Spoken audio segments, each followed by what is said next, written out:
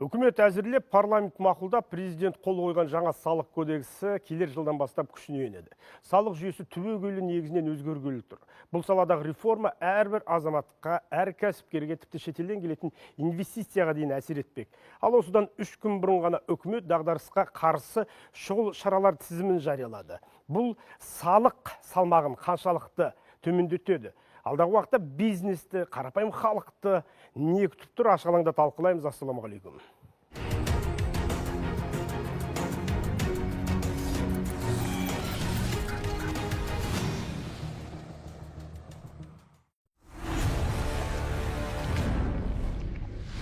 Ұлттық арнада ашық алаң, студияда Ерғанат Көпжасар. Кешір, қымбат спикерлер, қош келдіңіздер. Студия қонақтары парламент сенатының депутаты Бекболат Орынбеков ағамыз, қаржы вице-министрі Ержан Біржанов, ұлттық экономика министрлігі салық және кеден саясат департаменті директорының орынбасары Нұрлыбек Шаймаханов. Нұрлыбек мырза біздің талай эфирімізге келіп осы тақырып талқылап түсіндіріп беріп келе жатыр. Және салық сарапшысы Жанна Ибраева. Ашығын айтуымыз керек, қымбат спикерлер, енді еліміздегі ең көп талқыланған, ең қызу талқыланған мәселе осы салық реформасы, салық кодексі. Біз бастан аяқ жазып жатырсыздар. Айтқан кезде мақұлданды. Енді қазір елдің ішінде мынандай бір пікір бар. Бірден айтсақ, біз қатаң салықтық жүйеге көшкелі жатырмыз деген.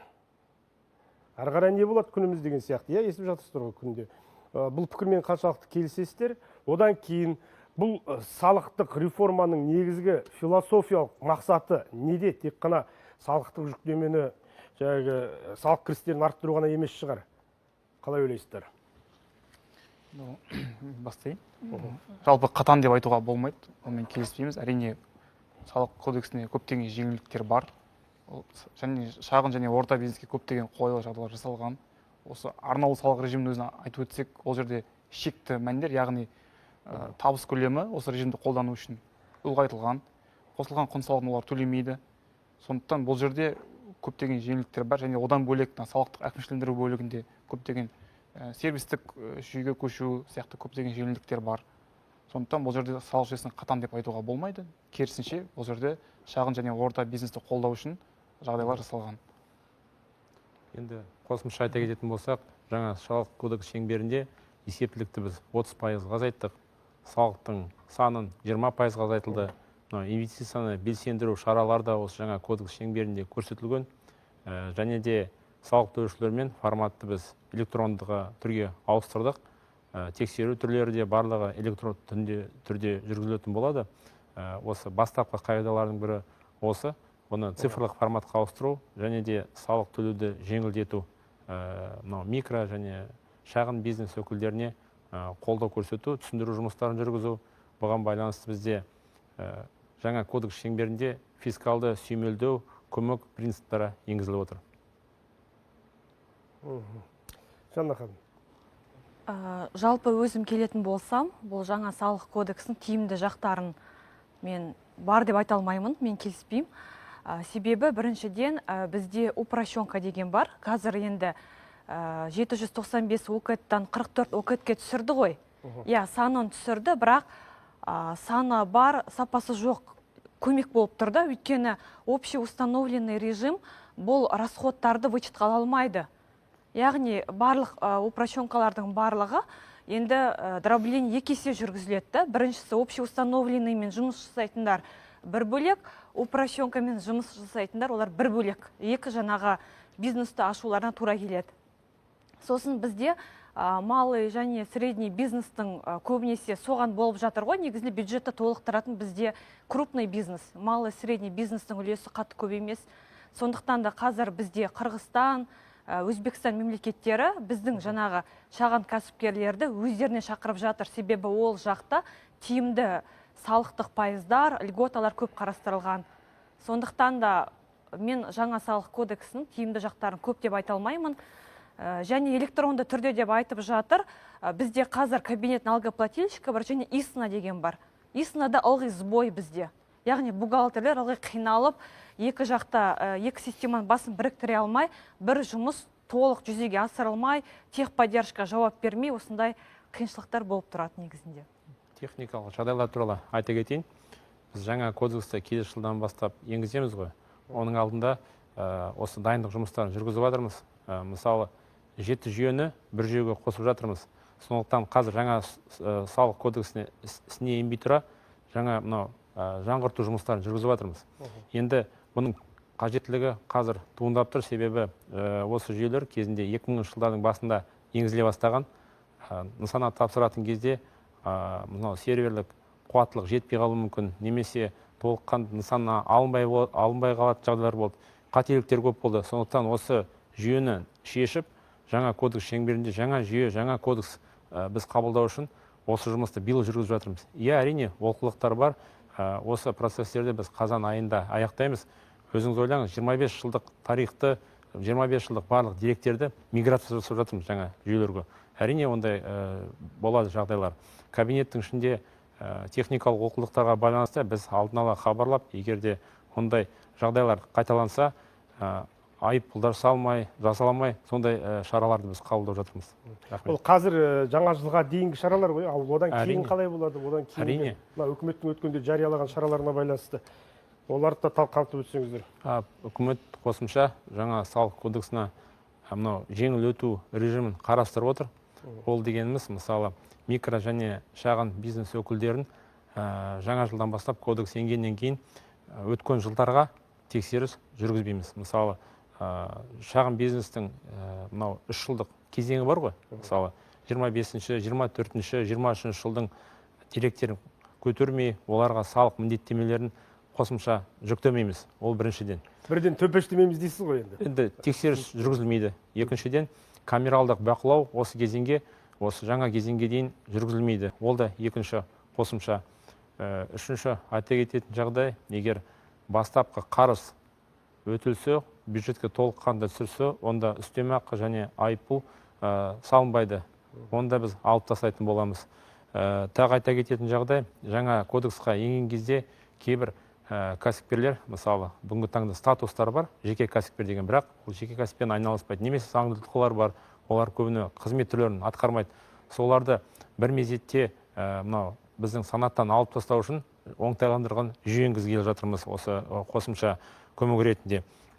Тағы айта кетейік десек, бұл жерде фискалды сүйемелдеу дедім ғой, сол принциптерін енгізу үшін тағы да қосымша жүйелерді қарастыратын боламыз. Енді бастапқы мақсат жаңа кодекс, жаңа алаң, жаңа парақтан жұмысты бастайтын боламыз. Жаңа парақ дегенімізден шығады, осы жаңа парақ қалай жазылды? Осыны толықтырып өтсеңізші, өйткені бізде мемлекет басшысының о бастағы тапсырмасы сол түсінікті болу керек деді. Бизнеске де, халыққа деген сияқты. Оның енді салық терминдерінің, қаржылық мәселелердің барлығы ел жұртқа түсінікті болу үшін қандай тетіктерді қолдандыңыздар? Негізгі бізге парламент сенат қабырғасында ең маңыздысы ол халық пен жаңағы кәсіпкердің ортасындағы тең мүддесін сақтау деп білеміз. Сол себептен бірден осы сенат қабырғасына келген кезде салық кодексі үлкен талқыға түскен болатын. 13 жұмыс тобын өткіздік, 131 салыстырма кестемен өзгерістер енгіздік, түзетулер. Содан кейін барып 2 мәрте пленарлық отырыста қарап мәжіліске қайтарылды. Әрине, бүгін таңда өткен жолы мемлекет басшысының тапсырмасы бойынша біз ойлаймыз, қанша болғанмен өкімет, біз парламент, президент бірлесе отырып, халықтың алдына алған өзіміздің міндеттемелеріміз бар.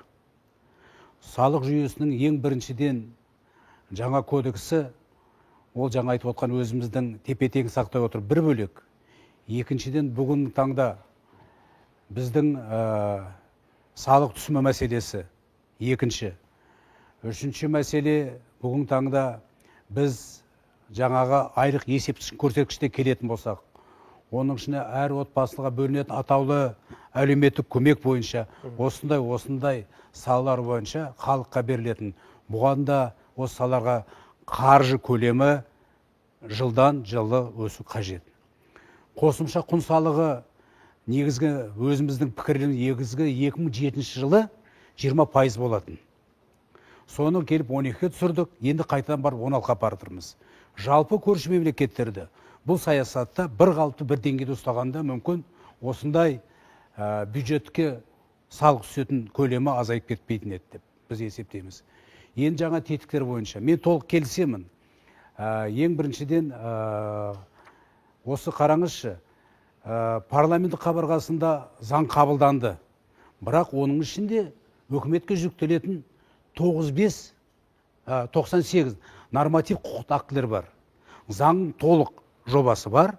Оған сәйкес жаңағы өзіміздің қаржы министрлігі 95 мысалы норматив акт жүктелген, 3 қаулы өкіметтік жүктелген болатын.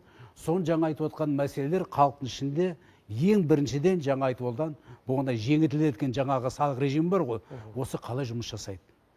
Сол себептен біраз талқыға болғаннан кейін біз ойлаймыз, бүгінгі таңда мемлекет басшысы берген тапсырма бойынша ең біріншіден кәсіпкерлік мүддесін қорғау үшін нақты шаралар қабылданды.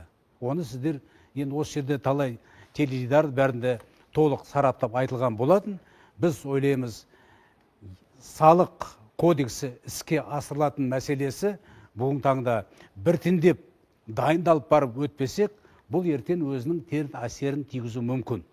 Сол себептен салық біріншіден ашық, екіншіден кім көп табыс табады, сол салық төлеу керек. Кім мысалы табысы төмен, сол салықтан босатылу керек. Қарапайым тілмен келген кезде, егер мен мысалы еңбек ақысымыз өзіміздің 134 мыңнан төмен босатылатын болатын болса, біз міндетті түрде қосымша құн салығынан жаңағы табыс салығын босатылатын боламыз. Егер жаңа ашықты мәселе келетін болса, салық мәселесі ірі өзіміздің жаңа айтып отқаннан қарындасым айтқанда 111-дің жаңа 44-тің өкет қалып отыр ғой. Бұл енді 44 өкеткеді, тағы да арнайы тізім дайындалады. Сол себебі осындай құжаттар, осындай тетіктер негізгі жаңағы айтылып отқан нормативтік құқықтық актілері қарастырылатын болады. Сол себебі бізде кейбір парламент айтамыз, әр кодексті, әр заңды дайындаған кезде соған жаңағы ілеспе заңдар дейді ғой. Ілеспе заңға қандай біз өзгерістер енгіземіз, осы мәліметтер толық болу қажет. Бүгінгі таңда қаржы министрлігі өз жұмысын атқарып келе жатыр. 22-сі күні Сенат қабырғасында нормативтік құқықтық актілер бойынша осы өзіміздің айтып отқан қаржы министрлігі қандай енгізетін болады, сол мәселе толық талқыланатын болады. Бұл да негізгі парламент бақылауында болып отыр. Яғни сіздің айтқаныңыздан ұққаным, қазір кодекс қабылданғанымен алдағы уақытта ішіндегі толықтырулар, өзгерістер болып тұрады ғой енді. Әрине, міндетті түрде дұрыс айтып отырсыз. Жаңағы өзіңіз айтқандай жеңілдіктердің бірі жеке табыс салығы бойынша жаңа ережелер, бірыңғай жинақтаушы зейнетақы қорынан төленетін зейнетақы төлемдері толықтай жеке табыс салығынан босатылады. Олар. 10 жылдан асқан автокөліктерге көлік салығы төмендетіледі. Мүгедектігі бар адамдар үшін әлеуметтік шегерім 882 айлық есептік көрсеткіштен 5 айлық есептік көрсеткішке дейін ұлғайтылады. Негізі енді қалай айналдырсақ та, бұл салық кодексінің басты миссиясы, қымбатты спикерлер, бюджеттің жыртығын жамау. Енді әрине айта кетейін, бұл жерде салық кодексі тек қана бюджеттің сұрақтарын жауап емес, бұл жерде бізде ашықтық және мынау жалпыға бірдей принциптерін, салықтың төлеу принциптерін енгізу ғой. Бізде Конституцияда салық төлеу міндеттеме. Әр бизнес өкілдері болсын, жеке тұлға болсын, олар салықты уақытылы төлеуі тиіс. Сондықтан әрине бизнес өкілдеріне... Солай ғой, бірақ енді бүкіл әлемдік тәртіп бойынша, талап бойынша салықтың миссиясы сол қазынаны толтыру ғой. Мысалға, жерінің астында байлығы жоқ елдер сол салықпен ғана күн көріп отыр. Сол емес пе? Әрине. Ол салық төлемдерін біз мемлекеттің өзіне қалдырмай, оны бүгінгі сенатор ағамыздың айтқандай, оны біз басқа салаларға да жұмсаймыз ғой. Біздің міндет ол бизнес өкілдерінің жинаған салықты әлеуметтік сала дейміз. Енді жылы мысалы бюджетте 10,5 триллион қаражат көзделген. Оны біз толыққанды әлеуметтік міндеттемелерді орындау үшін әрине салықты біз толық жинауымыз тиіс. Енді қазір таңда көп туындап отқан сұрақ бұл тексеру түрлері болмасын. Сондықтан келесі жылдан бастап жаңа кодекс шеңберінде өзім айтып өткендей бұл тексерулер болмайды шағын микробизнес бойынша. Және де келесі жылдан бастап кодексте көзделген жоспарлы тексерулер болмайды. Ол да алып тасталды. Содан кейін тәуекелдер жүйесі бойынша санаттарға бөлдік қой біз салық төлеушілер. Ол нормаларды қазір алып тастадық. Сондықтан жеңілдіктер көзделген, расында да барлығын тек қана осы бюджетқа бағытталған баптар деп санамаймыз. Мысалы, инвестицияны біз ары қаратай дамыту үшін нормалар көзделген. Мысалы, ғылым саласын кәсіпкерлікке бағыттау нормаларда көзделген. Мысалы, егер ғылыми ізденіс жұмыстары, шығыстар жұмсалатын болса, олар корпоративті табысталған базасын анықтау кезінде 200 200% дейін шығыстар қосымша алынады. Ол да осы біздің мынау салаларды ары қаратай дамытуға қолғабыс болады деп ойлаймыз. Одан да басқа көп нормалар бар, сондықтан да біз теңгерімді процесс бизнестің де сұраныстарын қарап, бюджеттің сұраныстарын және де енді ең бастапқы стейкхолдерларымыз біз ол халық қой. Олардың әл-ауқатын, әлеуметтік міндеттемелерін орындау үшін сондай жұмыстар жүргізіп жатырмыз. Бұл жерде айтып кетейін дегенім, негізгі қабылдайтын салық кодексін бүгінгі халықпен кездесіп, кәсіпкермен кездесіп жатырмыз ғой. Негізгі 3 бағытта мәселе көтеріледі. Ең біріншіден арнаулы салық режим бойынша. Ол бір. Оның ішінде қайсы қарындасым айтқан өкеттер, қайсы түрлері қалады, қызметтер, қай түрлері алынады. Бұл бір. Екінші мәселе, бүгінгі таңда айтып отқаның, неге бірден 16%-ға көтердіңіздер? Неге мысалы қосымша құн салығын 14-тен бастамадық деп? Бұл екінші мәселе. Үшінші мәселе кәсіпкерлік мазалайтын. Бұл жаңа қосымша құн салығын бұрынғыда емес, алдын ала шекараны өтіп баратқан тауарлар 45 күннің ішінде жаңа неғын кезде сол сонда жаңаға на вычете дейді ғой. Сол неғын кезде алдын ала предоплата ретінде неге алып қалады деп, себебі біз оборотный ақшадан айырыламыз. Осындай мәселелер бар. Бұның ішінде қосымша салық бойынша жаңа айтып отқан мәселелер. Енді жеке кәсіпкерлер жеңілдетілген жаңа арнаулы режим жұмыс жасайтын ірі кәсіпкер жұмыс жасаған кезде, сол кезде қосымша құн салығы осыған кедергі болайын деп жатыр. Осы 3 бағыт бойынша негізгі салық кодексі бойынша кәсіпкердің сұранысы бар. Ал қалғанда сұрақтар негізгі өзің жаңа айтып кеттіңіз. Жаңағы жүргізушілердің сұрақтарын, мына үйде сауда тұратын біраз азаматтар көде үйде болатын, мына дүкендер туралы бұл не істейміз деп, көтерме сауда туралы, жаңа өзіміз құрылыс саласындағы бұл мәселелердің бәрі қарастырылған болатын. Мен жаңа айтқан 3 бағыт бойынша бүгін салық кодексінде кәсіпкердің сұрақтары бар. Оны мен жаңа айтып өтіп шықтым. Биылғы жылдың 9 айының қорытындысы бойынша республикалық бюджеттің кірістері жоспарлағаннан 5-6%-ға төмен болған екен. Бұдан кейін атап айтқан кезде корпоратив табыс салығы 6%-ға, қосылған құн салығы 7-4%-ға аз болып шықты. 9 айдың несі, және де бұл деректі біз бүгін ғана Қаржы министрлігі жариялаған есептен алып отырмыз. Кірістер неге аз деген сұрақ?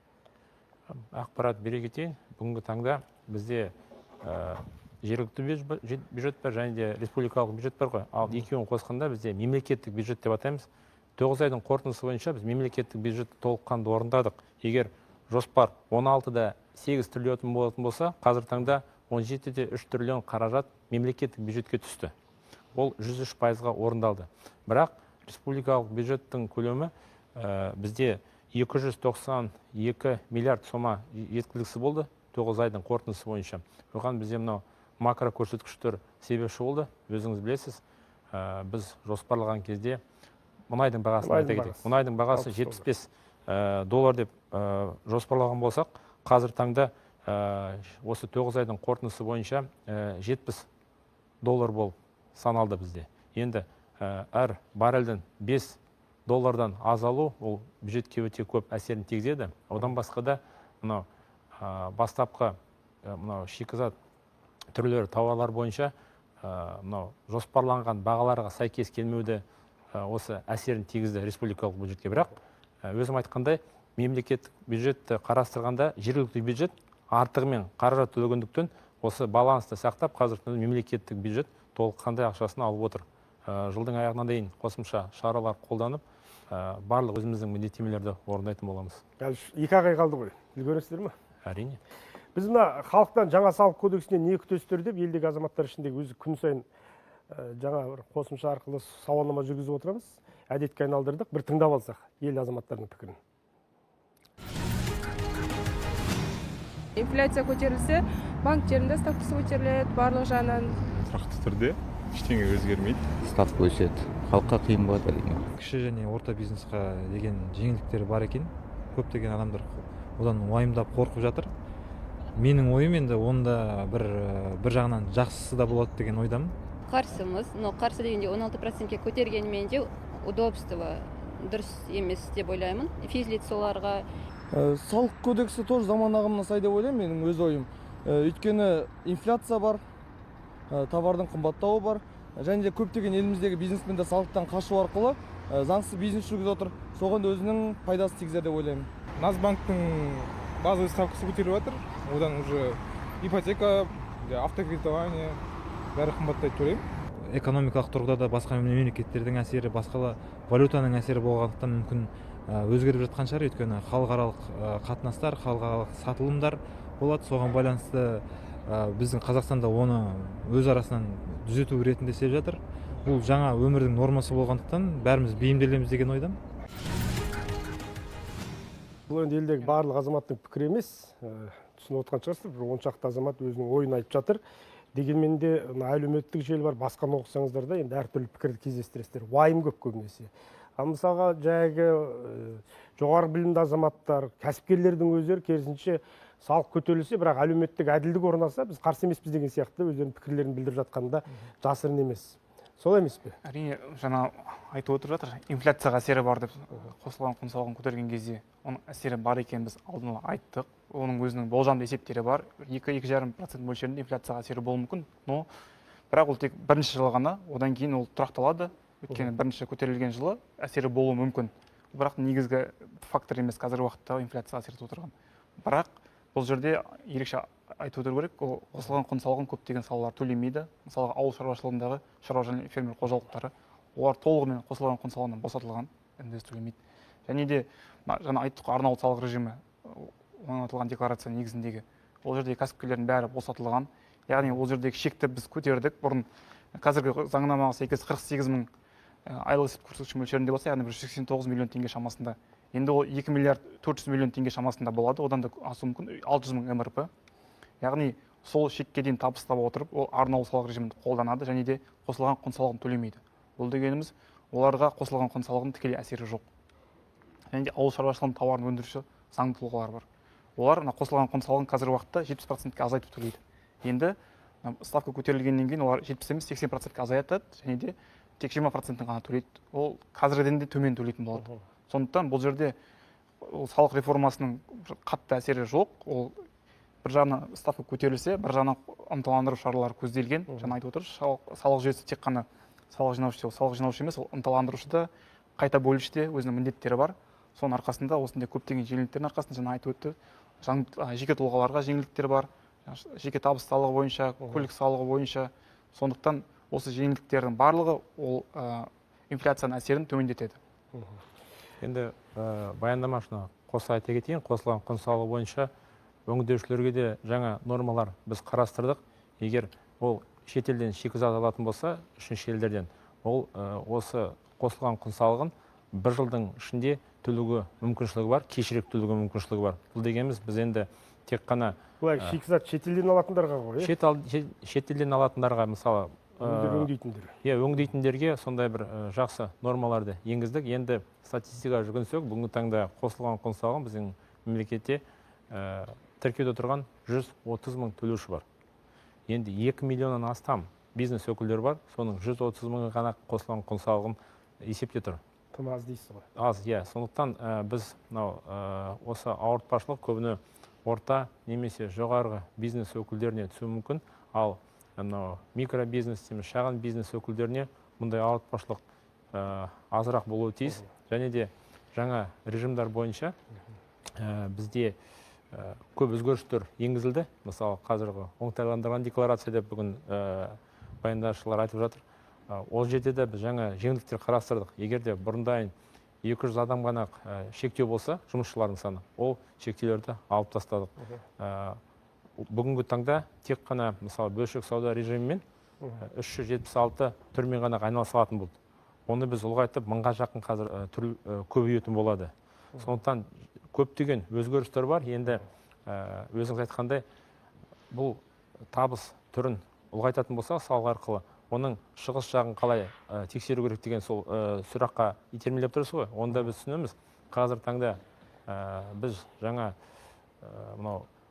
жоспарлау жүйесін, электронды жоспарлау жүйесін енгізіп жатырмыз. оның басты мақсаты мынау бюджеттің кодекс, жаңа бюджет кодексті қабылдадық, соның шеңберінде шығыстарды дұрыс жоспарлау, одан кейін оған мониторинг жүргізу, сараптама жүргізу, және де бақылау түрлерін, мысалы, бұрындарын өзіңіз білесіз, финконтроль мекемелері 2-3 жылды барып тексеріп, қылмыстық істер қозғалатын болды, немесе әр жақта құқық органдары сондай фактыларды анықтап жататын. Қазір таңда жаңа жүйе бойынша бізде көбіне профилактика. Егер де, мысалы, қазынашылық комитетіне дұрыс аударым жасамаса, немесе көп бір қызметкерге жоғарғы жалақы жіберетін болса, мысалы 20 миллион жіберетін болса, біз әлбетте оны электронды түрде көріп, ол төлемдерді өткізіп жатырмыз. Немесе жоспарлаған кезде, егер де мысалы қымбат жиһазға мындай құжат көрсететін болса, ол да автомат түрде уже қабылданбайтын болады. Себебі біз қазір маркетплейс барлықтарынан, интернеттерден көп деректерді алып, сол арқылы біздің жоспарлау тиімділігі де, бақылау тиімділігі де арттыратын болады. Ол да өзінің қолдауын табады деймін бюджет жоспарлау процестеріне. Өте жақсы. Осылай келіп тұрыңыздар жиірек біздің эфирге. Келіп түсіндіріп тұрыңыздар. Біз тек эфирде емес, әлеуметтік желі арқылы бөлісіп, сіздердің айтқандарыңызды, салықтық мәселелерге қатысты сұрақтарды, сауалдарды елдің қойып жүрген. Таратамыз ғой, түсіндіреміз ғой. Осы жерде айтып кетейін дегені мысалы жауаптың жоқтығына туындайды. Жаңағы өзі кәсіпкерлер айтып жатыр, салық сервистік модельге ауысу бір бөлек, салық әкімшілендіруінің жаңарту ол бір бөлек. Біз ойлаймыз, өкіметтің бүгінгі таңда қолында басқа да тетіктер бар. Мысалы, оның ішінде бүгінгі таңда 128 жеңілдікті қарастырып, келесі жылға 1 триллиондай қаржы қосымша түседі деп болжамы деген бар. Бір. Екіншіден мәселе осы сала бойынша біз ойлаймыз, бізде осы салық тарабында біраз кәсіпорындар жаңа жеңілдіктер алады. Сол жеңілдіктер пайдалана отырып, солар жаңағы өзін тауар өндіруші ретінде оның бағасы, оның бүгін бәсекелестігі, оның бүгін таңда бізге өзіміздің экономика әсері, осы мәселелер тағы да қайталап толық зерттеу жұмыстарын жүргізіп, бұл салық күшейтуге болады деп біз ойлаймыз.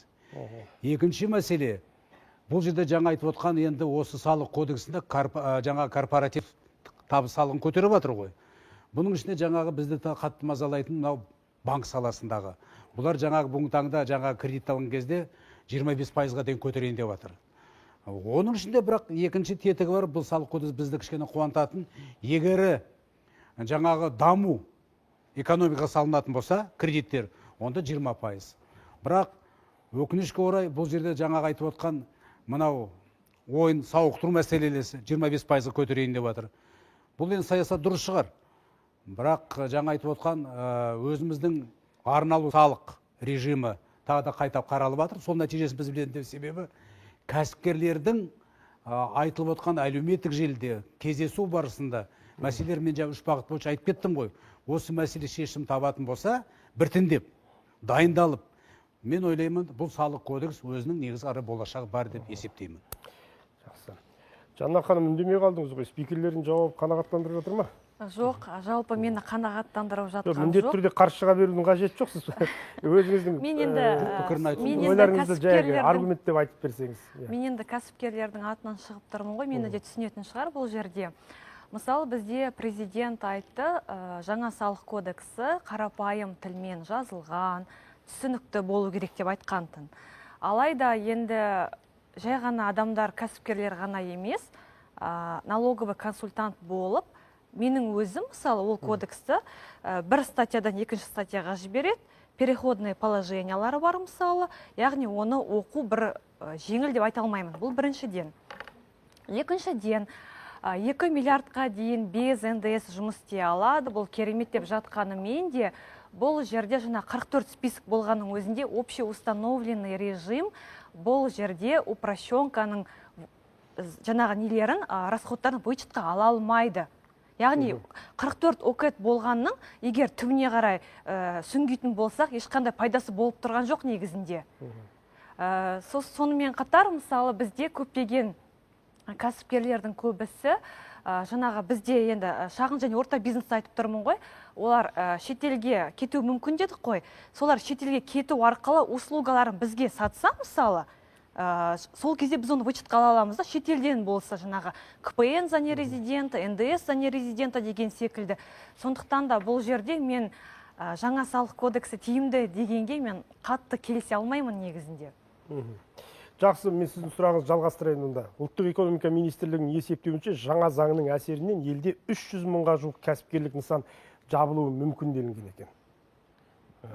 Бұл реформа елдегі сонда жұмыссыздық деңгейін арттыруы мүмкін бе? Жоқ, олай емес. Қазіргі уақытта көптеген кәсіпкерлік субъектілері бөлшектеніп отқандары бар.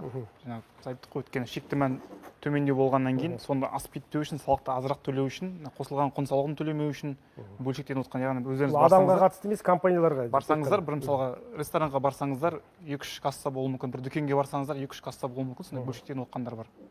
Енді мына шекті мән өскеннен кейін олардың көбі жабылуы мүмкін, себебі оларға бөліп жұмыс жүргізгенше бірге жұмыс жүргізген тиімді. Одан бөлек салық есептілігін қараса, бір сөзбен айтқан кезде жұмыссыздыққа әсер етпейді, жұмыссыздыққа әсер етпейді. Мен статистиканы айта кетейін. Мысалы, оңтайландырған декларация 2018 жылы өкілдері 700 мыңнан астам бизнес өкілдері тіркелген болатын. Бірақ осы 24 жылдың қорытындысы бойынша бұл сан 1 миллион 900 мың оңтайландырған декларация режиміне ауысты. Енді бізде сараптама жұмыстарын жүргіземіз ғой, қандай кассовый аппараты бар, қай жерде шоғырланған, барлығын тексереміз ғой. Сол кезде біз көреміз, көбіне бизнес өкілдері өздерінің жұмысшыларына екінші, үшінші мекемені ашып тастайды. Әріптесім айтқандай, қосылған құн салығының шегіне жеткенде ол сату процесін басқа жұмысшыға аударып, сондай жұмыстар жүргізеді. Енді осыдан өткен жұмада менің әріптесім вице-министр, ұлттық экономика министрі айтып кеткені, ол мынау 300 мың бизнес өкілдері емес, бұл анағы псевдо фирмалар ғой. Олар біз фирма однодневка дейміз, бір күндік фирмалар ғой. Олар анау үлкен жандағы бір бизнестің жанында шоғырланған немесе анау бөлшектенген компаниялар болып табылады. Сондықтан олар қазір бөлшектен керек емес. Себебі жаңа оңтайландырған декларация кезінде қосылған құн салығын төлемейді. 2,5 миллиардқа дейін шегі көзделген. Халқының саны, мысалы жұмысшылардың саны шектелмеген. Кәсіпкерлік нысанға байланысты айтып отыр ғой, енді 2,5 миллиард дегеннен ол бәрібір шындап келгенде 300-ді әсер етпеуі мүмкін деп отырсыз. Өйткені вычетқа общеустановленный режим, оны вычетқа ала алмайды. Тек қана B2C ғана болып тұр да. Осы жерін түсіндіріп беріңіздер, жақсылап. Азаматтар дәл осы 2,5 миллиардқа келген кезде шатасып жатыр. Мен түсіндіре кетейін. Енді бұл жеңілдетілген режимдер енді бізде бүгінгі жаңа пайда болған режимдер емес. Осы кодекс 2000 жылдар кодекс пайда болғанда, 2001 жылы заң қабылдағанда бізде патент режим болды, оңтайландырған декларация болды. Содан кейін жалпыға бірдей режим болды. Бастапқы идеология, мысалы, жеке кәсіпкер, шағын бизнес ашады, патент алады. Одан кейін оңтайландырған декларацияға ауысады.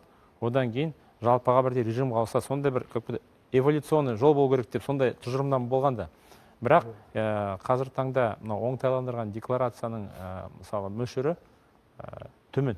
Сондықтан орта бизнесте жасап жүрген немесе жалпыға бірдей режимде жасап жүрген бизнес өкілдері өзінің салық мөлшерін азайту үшін бөлшектеп төменге кетіп жатыр да. Өзім енді бір 5 жылдың ішінде оның саны 3 есе ұлғайтты, бірақ ол нақты бизнес емес. Сондықтан демотивация болды осы кезде. Осы барлық орта бизнес, даже кіші бизнеске кетуге. Сондықтан қазір бұл айтып жатқан сұрақ көбіне кіші бизнес өкілдеріне бағытталады. Әрине үлкен бизнеспен жұмыс жасай алмақ деп. Енді кіші бизнестің өзінің философиясы, идеологиясы, мысалы жеке тұлғалармен жұмыс жасау. Сіз өзіңіз күнделікті азық-түлік дүкеніне барып жүрсіз, немесе шаштаразға барасыз, тағы да басқа қызмет түрлерін аласыз ғой. Ондай қызмет атқаратын кәсіпкерлерге ешқандай бір кедергі жоқ. Оларға стимул жасайтын нормалар көзделген. Ал егер сен үлкен мекемемен жұмыс жасасаң да, мысалы өндірушімен жұмыс жасаң, енді сізде бухгалтерлік есеп болу керек, шот фактурамен жұмыс жасауыңыз керек деп ойлаймыз. Сізде заңды түрде жұмысшыларыңыз болу керек. Соның барлығы мынау есептілік жүргізуге итермелейді ғой. Сондықтан осындай нормалар енгізілді. Өте жақсы. Ержан мырза, сіз жаңа айтып қалдыңыз ғой, енді дүкен, кафе деп отырсыз, одан кейін мынау күнделікті жай ғана мысалға сауда орындарындағы дүңгіршектерге барсаңыздар да қолма-қол ақша айырбастауға тырысады. Керісінше төлемдер бар ғой. карталық төлемдерден бас тартады. Неге екі түрлі біздің өз көлеңкелерінен өздері қорқып жүр кәсіпкерлер? Айтып отыр ғой, жеңілдіктер бар деп отырсыз, иә? Қарастырылған. Жеңілдіктер бар болғанмен бұл жерде малый бизнесқа, шағын бизнесқа жаңағы олар 3% төлеуге дайын, тек жаңағы Каспий 1% комиссиясын ұстап қалады да. Сол жаңағы 1% комиссияны олар экономдау үшін жаңағы переводпен жасайды. Егер сол комиссияны алып тастаған кезде, ол жаңағы шағын кәсіпкерлер ол 3% беруге дайын негізінде. Меніңше сол жаңағы комиссияны алып тастау керек деп ойлаймын. Сол кезде салықты төлейді барлығы. Сол үшін көбісі жаңағы переводпен жасайды. Ол банк жүйесі ғой, ол халықаралық жүйе. Оны алып тастау бір мезетте оңай емес. Өзіміздің қазір таңда жоспарлар бар, сол комиссияның бағасын мөлшерін аздату және де қазір бірде QR код деген сондай тұжырымдаманы ұлттық банк енгізгелі жатыр. Ол да әсерін тигізеді деп ойлаймын. Бірақ бүгін жаңа мынау слайдтарды көрсетіп жатыр. Бұл жерде толық дерек емес деп айта аламын. Себебі бүгінгі таңда қолма-қол ақша өзіңіз қашан ұстадыңыз? Әмияныңыз бар ма қазір? Дәл қазір ма? Әмияным жоқ, бірақ қалтамда ақша бар. Осы бір залда отырған азаматтардың бірінде де әмиян жоқ, қолма-қол ақша аз деп ойлаймын. Себебі осы ұлттық банктың деректері бойынша бізде жылдан жылға осы мынау онлайн түрде төлемдер, карта арқылы өтетін төлемдердің мөлшері ұлғайып жатыр. 91%-ді қазір құрап жатыр. 91% көрші мемлекеттермен салыстырған 2 есе артық. Біздің қазір таңда салыстырып жатамыз ғой. Сондықтан бізде осы процесс жақсы жүріп жатыр. Енді жаңа дерек көрсетті, бұл қолма-қол ақшалды сұрап алу. Бұл бизнес өкілдері қызмет түрлерін сатады ғой. Олардың өздерінің шоттары бар. Ол шоттардан шешіп алу процестері ақшаны. Сол да бұл мөлшері ұзап жатыр. Оны біз обналичивание дейміз. Оның мөлшері ұлғайып жатыр. Біз бұл тарапта сараптама жұмыстарын ұлттық банкпен бірге жасап жатырмыз. Ұлттық банк демекші бізде керісінше дерек бар. Қолма-қол ақшаға байланысты. Әріптестер соны шұғыл анықтап берсеңіздер, бүгін ғана оқыдық, тағы да осы қарастырып отырдық. Соңғы 10 жылда бақылауына сәйкес ұлттық банктың керісінше Қазақстанда ақшаны картадан шығарып алып қолма-қол ұстау көрсеткіші артқан екен, 13% өсіпті. Былтыр қолма-қол ақша ұстайтын халықтың саны 24%-дан 38%-ға артқан екен. Бұл қалай? Мен нақты деректер мынау 91%-ді құрайды. Барлық осы айналымдағы ақшалардың, ол аударымдар бар, төлемдер бар, барлығы 91% қолма-қолсыз онлайн түрде кассалар өтеді. Ал егер бұлай қазір таңда сауалнамаға сәйкес, бұл опрос қой, ақшаның сұранысы бар. Арасында да қазір мысалы бизнес өкілдерін айтып отқаным, мысалы шоттарында ақша бар ғой, оларға бір қызмет түрі үшін немесе тауарға түскен ақшаны олар банктан келіп ары қаратай онлайн түрде ауыстырмай, кей кезде ол қолма-қол шешіп алады ақшаны. Ол мөлшерлеумен де соңғы кезде өсіп келе жатыр. Мысалы жалақы беру кезінде басқа да бір процестерге олар сол қолма-қол ақшаны банктан шешіп алады. Онымен де біз ары қаратай жұмыс жасауымыз керек, соған байланысты. Ал бірақ 91% қазір таңда барлығы осы онлайн түрде есеп ашып жатыр. Рахмет. Қаржы министрлігінен келгеннен кейін сұрақ көп сізге бағытталып отыр, оған ренжи қоймайсыз, иә? Жоқ, әрине. Мына үкіметтің шұғыл шараларын шығарыңыздаршы, қымбатты әріптестер. Біз президент айтты, сол күні түс қайта үкімет шұғыл шаралар тізімін жариялаған еді. Қазір негізгі тізімге мыналар кіреді, қымбатты спикерлер. Коммуналдық қызметтен бастап, мысалға 92 маркалы бензин мен дизель отыны бағасын көтеруге мораторий енгізіледі.